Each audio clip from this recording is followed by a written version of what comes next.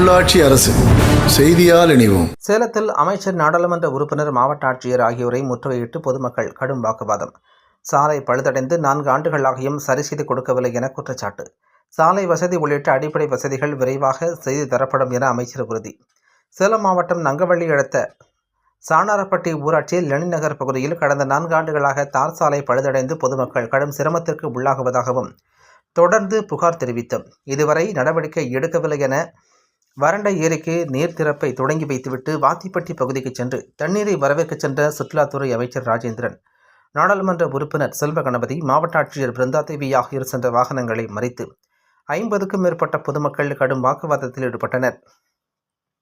குறிப்பாக லெனின் நகர் பகுதியில் சாலை வசதி உள்ளிட்ட அடிப்படை வசதிகள் இல்லாததால் கடும் சிரமத்திற்கு உள்ளாகுவதாகவும் 4 ஆண்டுகளாக மனுக்களை வழங்கி இதுவரை எந்த நடவடிக்கையும் எடுக்கவில்லை என குற்றச்சாட்டு தெரிவித்த நிலையில் அமைச்சர் ஏற்கனவே சாலை திட்டத்திற்கு நிதி ஒதுக்கப்பட்டு இருப்பதாகவும் விரைவில் சாலை போட்டு தரப்படும் என உறுதியளித்ததை தொடர்ந்து பொதுமக்கள் கலைந்து சென்றனர்.